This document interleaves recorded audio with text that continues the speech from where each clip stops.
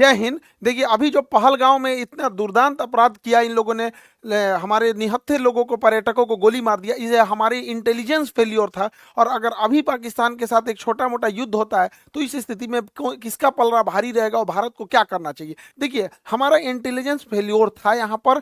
हम लोग को पता था कि पाकिस्तान के बलूचिस्तान में ट्रेन हाईजैक हुई है।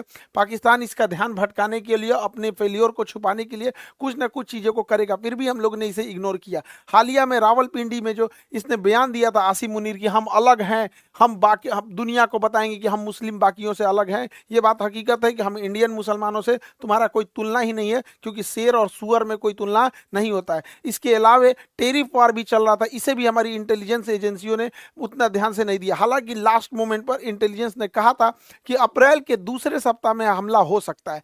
अप्रैल की जब दूसरे सप्ताह में हमला की इतनी सटीक जानकारी थी, फिर भी जब यहाँ पे पर्यटक थे, यहाँ पर इस बसरान घाटी में, यहाँ पर एक भी हॉस्पिटल नहीं था, ना ही एक कोई पुलिस का जवान था, ना ही कोई मिलिट्री थी यहाँ पर। इसके अलावा जब यहाँ पे दुर्घटना हुई, जब आतंकवादियों ने गोली मारा, तो उस समय लगभग आधे घंटे बाद नीचे से आर्मी आ रही है या फिर पुलिस आ रही है। आधा घंटा में तो कोई पर्यटक को तो गोली वगैरह चलाने आता नहीं है, और ये पूरी घाटी खाली थी, कहीं छुपने का भी जगह नहीं था, वहां आराम से गोली मार दिया गया। कुछ लोगों की तो मृत्यु केवल ब्लड लॉस की वजह से हो गई, क्योंकि एम्बुलेंस भी 1.5 घंटा बाद आई थी। तो वहां जब इतने बड़े पर्यटकों का स्थल था, इतने हजारों की संख्या में पर्यटक थे, तो सरकार क्या कर रही थी? आखिर इतना इंटेलिजेंस मिलने के बाद भी अगर ये आपका भी फेल्योर है, तो सरकार कितने लोगों को सस्पेंड की? हालांकि गवर्नमेंट कई बार क्या होता है, ऐसे लोगों में सस्पेंड नहीं करती, क्योंकि गवर्नमेंट का गलती उजागर हो जाती है। लेकिन आपका गलती उजागर ना हो, इसके लिए आप किसी को सस्पेंड नहीं कीजिएगा, तो आगे फिर ऐसी घटनाएं होंगी यहाँ पर, और इस घटनाओं को ये सब फिर से दोहराएंगे सब। देखिए, इसमें करना क्या चाहिए, बिना लोकल के सपोर्ट के ये नहीं हुआ होगा। तो जो लोकल इनके स्पाई के रूप में काम कर रहे थे, उन्हें सेना जो है पब्लिकली सजा दे, सबके सामने जितनी कठोर सजा हो सकती है उतनी कठोर सजा दो। लेकिन वैसे कश्मीरी जिन्होंने पूरे तन मन से भारत के लिए अपना जान तक इन्होंने निछावर कर दिया, ऐसे कश्मीरी का रिस्पेक्ट होना चाहिए। चाहे वो कोई भी कश्मीरी भाई हो, चाहे वो नजाकत अली हो जो टूरिस्ट गाइड का काम कर रहे थे, लगभग 11 लोगों को बचाएं, चाहे वो माजिद खान ड्राइवर हैं जिन्होंने लगभग 6 लोगों को बचाया, चाहे सैयद हुसैन आबिद हो जो लड़ते लड़ते शहीद हो गए, आतंकवादियों से M4 राइफल छीन लिए, ऐसे लोगों का भी सम्मान होना चाहिए। हालांकि मीडिया में ये सब चीज़ों को दब गए हैं, क्योंकि जब ये दिखाएंगे तो पाकिस्तानियों का भी मनोबल टूटेगा। पहले ऐसे लगता था पाकिस्तानियों को कि कश्मीर के सारे लोग पाकिस्तान का साथ देंगे, अब ऐसा नहीं है। हम तो महाराष्ट्र सरकार का भी धन्यवाद देते हैं, एकनाथ शिंदे जी का, जिन्होंने ऐलान किया है कुछ पुरस्कार राशि देने के लिए ऐसे परिवार को, और इनका टूटा हुआ मकान भी बनाने की बात कहे हैं। देखिए, इस बार का मामला थोड़ा अलग था। जब ये हमला हो रहा था, तो इससे काफ़ी दूर श्रीनगर है, इससे काफ़ी दूर श्रीनगर का लाल चौक का एरिया हमेशा चहल पहल रहता है। लेकिन वो एक हफ्ते तक श्रीनगर की सड़क शटर डाउन रहा, ये दिखाने के लिए कि ये लोग इस घटना में शहीद हुए लोगों की श्रद्धांजलि दे रहे हैं। और जमा मस्जिद के इमाम ने भी पूरे खुल के मंच से भी कहा था कि इस तरह की किसी भी घटना को पाकिस्तान अगर अंजाम देता है तो इस सब चीज़ों को कभी एक्सेप्ट नहीं किया जाएगा। तो इस बार भारत में इस चीज़ों को एकता देखने को मिली है। लेकिन जो लोग इसमें शहीद हुए हैं, चाहे वो पर्यटक हैं, चाहे जो वहाँ के लोकल लोग हैं, उनको भी गवर्नमेंट को सोचना पड़ेगा। तो इनको भी कश्मीर के एरिया में कुछ बागान होंगे, जैसे ड्राई फ्रूट के बागान हो सकते हैं, केसर के हो सकते हैं, या फिर सेब के हो सकते हैं, तो गवर्नमेंट इन्हें अलॉट कर सकती है, या गवर्नमेंट इन्हें पुरस्कार दे सकती है, जिससे कि बाकी के लोग प्रेरित हो गए। कोई DM SP क्यों बनना चाहता है? क्योंकि देखता है कि समाज में उसकी इज्जत है। तो ऐसे लोग जो इस तरह से, जो पहाड़ पे चला नहीं जाता है, अपने पीठ पे लेकर बच्चे को लेकर भागे हैं लोग, ऐसे लोग को जब हम समाज में पुरस्कृत देंगे तो बाकी लोगों को भी प्रेरणा मिलेगी, लोग पत्थर चलाना छोड़ के ऐसे कामों में आएंगे। सरकार को इसमें भी ध्यान देना चाहिए। और जो ये बहन को सोचिए क्या बीत रहा होगा, ऐसे शहीद हो गए जो यहाँ पर, इन लोगों को कश्मीर में ये घूमने आए थे पर्यटक बनकर, लेकिन यहाँ पर इन लोगों को एक एरिया सरकार को अलॉट कर देना चाहिए कि ये उन्हीं लोग के लिए एरिया अलॉट रहेगा। जो लोग यहाँ पे शहीद हुए उनके परिवार के लिए ये एरिया अलॉट कर दिया जाएगा। और हर साल 22 अप्रैल को हर साल बड़ी संख्या में पर्यटक फिर उसी जगह पर जाएं, और उसी घाटी पे जहाँ पे आतंकवादियों ने गोली चलाया था, वहां हम लोग दोबारा खड़े होकर लाखों की संख्या में तिरंगा झंडा लेकर भारत माता की गान गाएं और अपना राष्ट्र गान गाएं, और ये दिखा सके आतंकवादियों को कि तुम्हारे गोलियों से हम डरने वाले नहीं हैं, हमारे हौसले अभी भी बुलंद है, तुम्हारे कायराना हरकत से हम नहीं है, औकात है तो हमारी इंडियन आर्मी से लड़ लो यहाँ पर। अब हम लोग को समझना पड़ेगा कि ये आतंकवादी सब चाहते क्या है, ये आतंकवादी क्या चाहते हैं। तो देखिए, ये आतंकवादी अगर चाहता तो इनको गोली मार दिया, इनकी वाइफ को भी मार सकता था, लेकिन नहीं मारा। कहा कहा कि मतलब पूछा कि हिंदू हो कि मुस्लिम हो, धर्म पूछ के मारा। ये जानता था कि ये बात जब समाज में जाएगी तो ये इन आतंकवादियों का मकसद है कि भारत को इंटरनल तोड़ दिया जाए। देखिए एक्सटर्नल लड़ाइयां हम लड़ सकते हैं, इंटरनल टूट जाएंगे तो बड़ा मुश्किल हो जाता है।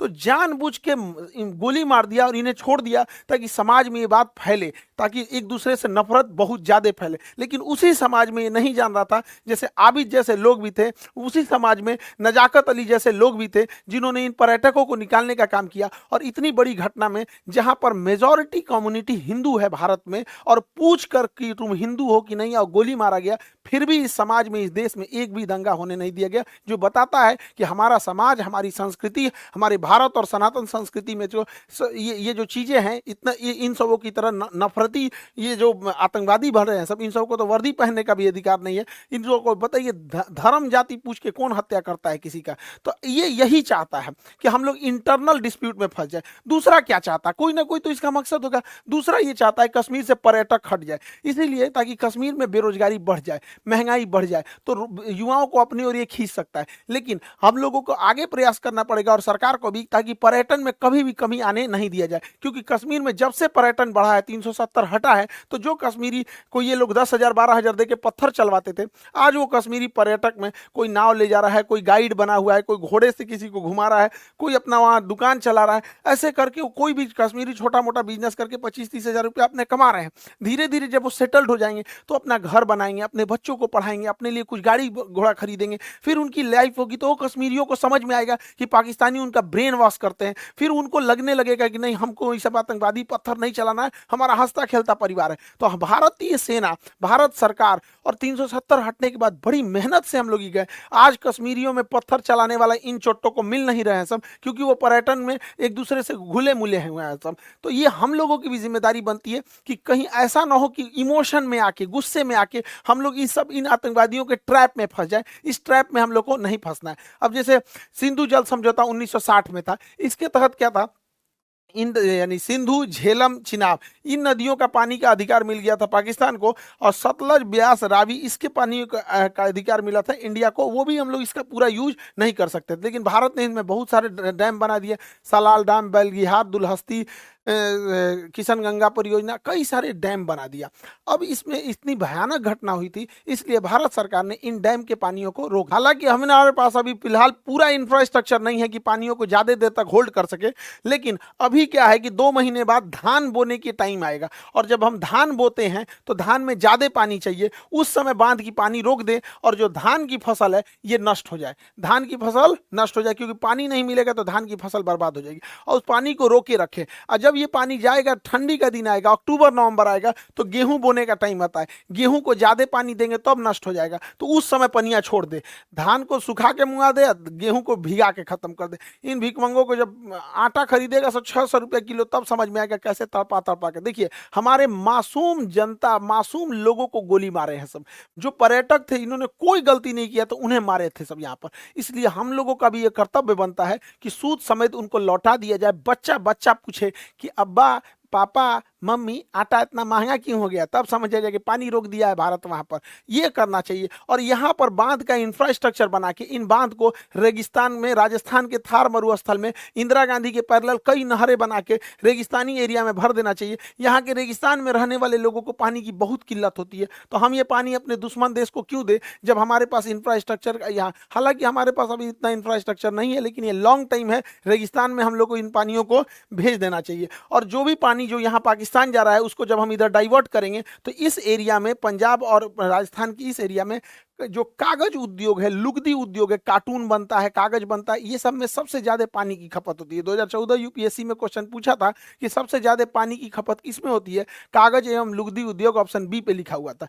तो इस एरिया में कागज वगैरह का उद्योग डालना चाहिए जिसमें पानी की हैवी खपत है, वैसे एरिया में नहीं डालना चाहिए जहां पानी कम है। हालांकि यहाँ पर हम लोग उतना इंफ्रास्ट्रक्चर नहीं बना है, वरना इन पानियों को हम लोग दिल्ली की ओर भी मोड़ सकते हैं। वो मोड़ने के लिए जो सिस्टम आता है उसे एक्वाडक्ट कहते हैं। ये देखिए, ये एक्वाडक्ट है, ये एक्वाडक्ट के रास्ते हम पानी को मोड़ सकते हैं। और एक्वाडक्ट के रास्ते अगर हम दिल्ली यमुना में ले आ दें और यमुना में तेज गति से छोड़ दें तो यमुना नदी में जो गंदगी की समस्या है वो तेज बहाव के कारण बह जाएगा। और आगे एक लोहे की जाली लगा दे जिससे कि जो प्लास्टिक है, कूड़े करकट है, उसे हम रोका जा सकता है और पूरा का पूरा पानी साफ हो जाएगा। यमुना साफ के लिए देख रहे थे, यमुना साफ करने के लिए जोड़ देंगे नदियों को तो यमुना आराम से साफ हो जाएगी, बहाव के साथ आगे बढ़ जाएगी यमुना नदी। पाकिस्तानी सेना सोचती है कि छोटा मोटा एयर स्ट्राइक टाइप की कोई घटना हो जाए जिससे कि पाकिस्तानी सेना का जो जनरल है आसिम मुनीर वो अपने आप को रेलेवेंट दिखा सके कि हमारी कितनी जरूरत है, वो पाकिस्तान को कितना बचा के रखा है। लेकिन भारत को यहाँ इजराइल जैसे सोचने की जरूरत है, यदि एक भी हमला हो तो बड़ा सटीक हो, पाकिस्तान की कमर तोड़ दिया जाए।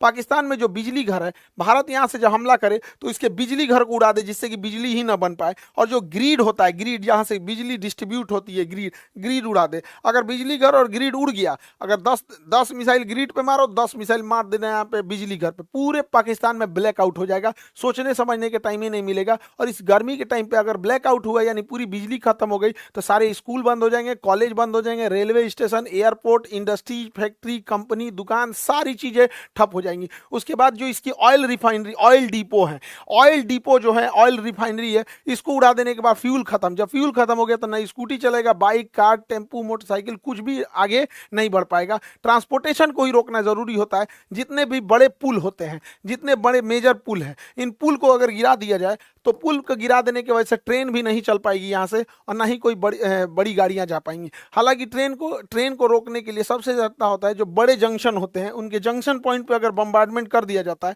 तो ट्रेन का आवाजाही बंद हो जाता है। तो भारत सरकार को स्ट्रेटेजिकली हमला करना पड़ेगा और नीचे से नौसेना का ब्लॉकेज लगा देना है और ऊपर से धो देना है, ताकि अगर 2 दिन के लिए भी सर्जिकल स्ट्राइक होता है तो इसका बहुत लंबा इंपैक्ट पाकिस्तानी अर्थव्यवस्था में दिखना चाहिए कि अगले 10 साल तक पाकिस्तान उसकी भरपाई ही करते रह जाए। देखिए, कश्मीर से ही ज्यादा घुसपैठ इस होने का एक बड़ा कारण ज्योग्राफिकल टेरेन है। वहां ज्योग्राफी की जो बनावट है, एक पहाड़ है, उबड़ खाबड़ है और इसमें इतने घने जंगल है, इतना घना जंगल है कि हाथी छुप जाती है इन जंगलों के बीच में। तो इसके बीच में आतंकवादी को छुपना तो बड़ा ईजी है। तो भारत सरकार को और सेना को एक कड़ा एक्शन लेना पड़ेगा। पर्यावरण जाए साइड में, यहाँ पे पहले देश की सुरक्षा जरूरी है। वहां पे जो बॉर्डर का एरिया है, लगभग 1 किलोमीटर चौड़ाई में जितने पेड़ हैं उन सबको साफ कर देना चाहिए। इन पेड़ को साफ कर देना चाहिए। जैसे देखिए, यहाँ पर कोई भी आतंकवादी छुप सकता है, यहाँ छुप सकता है, यहाँ छुप सकता है, यहाँ छुप सकता है, लेकिन ये जो बीच वाला एरिया है यहाँ कोई आतंकवादी नहीं छुप सकता है।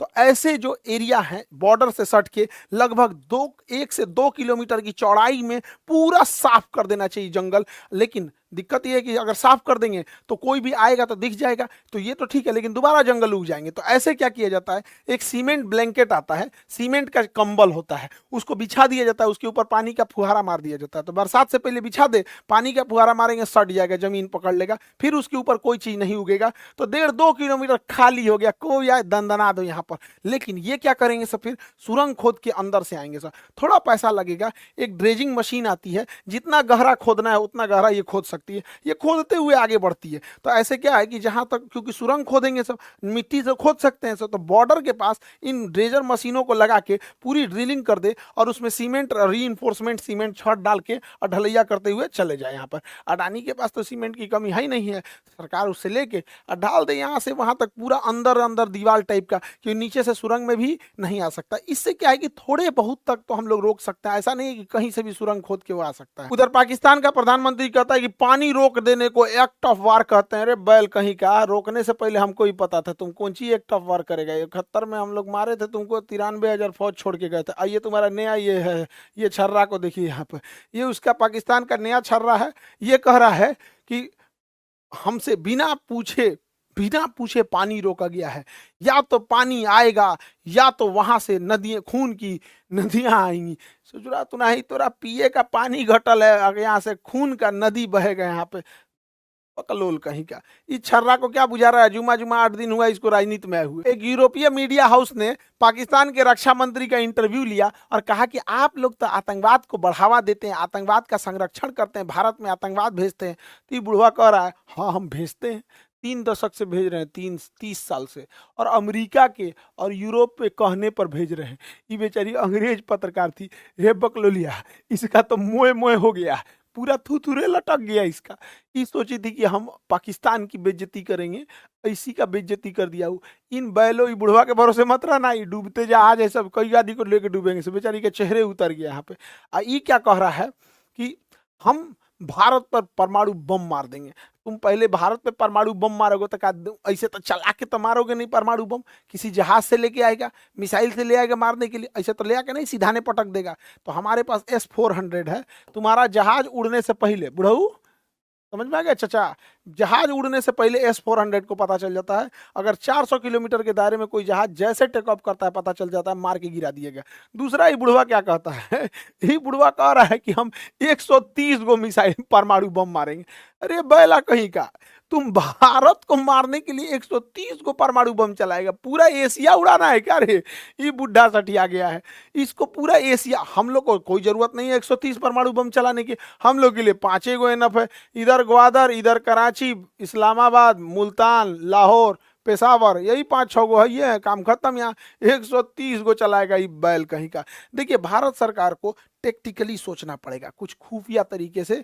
देखिए, जो बंदूक की गोलियां होती हैं, अगर इनमें हम साइज थोड़ा सा बड़ा कर दे तो बंदूक के अंदर ही फट जाएगी। तो हम लोग जो पाकिस्तानी जो कश्मीर में गोलियां स्मगलिंग कर रहा है, उसके चेन में घुसना पड़ेगा। हमारी इंडियन आर्मी का एक कवर्ड ऑफिसर उस चेन में घुस जाए गोलियों की सप्लाई वाले में, और उन्हीं 1,000 गोलियों के बीच में एक ऐसी गोली डाल दे जिसका साइज थोड़ा सा बड़ा हो। अगर थोड़ा सा साइज बड़ा हो तो बंदूक के अंदर ही फट जाएगा। नहीं तो इन गोलियों को गर्म करके बेच दे। पानी में उबाल देने के बाद इसके अंदर का बारूद काम नहीं करता है, उसके बाद ये गोली चलाएगा तो ठक ठक बोलेगा, गोली नहीं निकलेगा।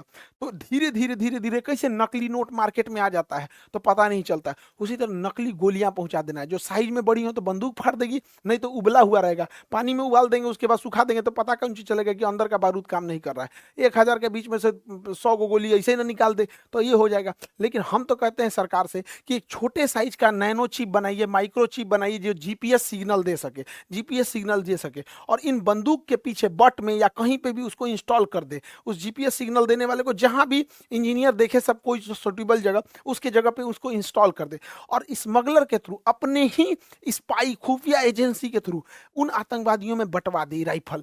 अब ये ससुरा राइफलवा में जीपीएस लगल है, अभी जहां जहां आतंकवादी जाएगा सब ना, वो जीपीएस ट्रैक करते रहेगा।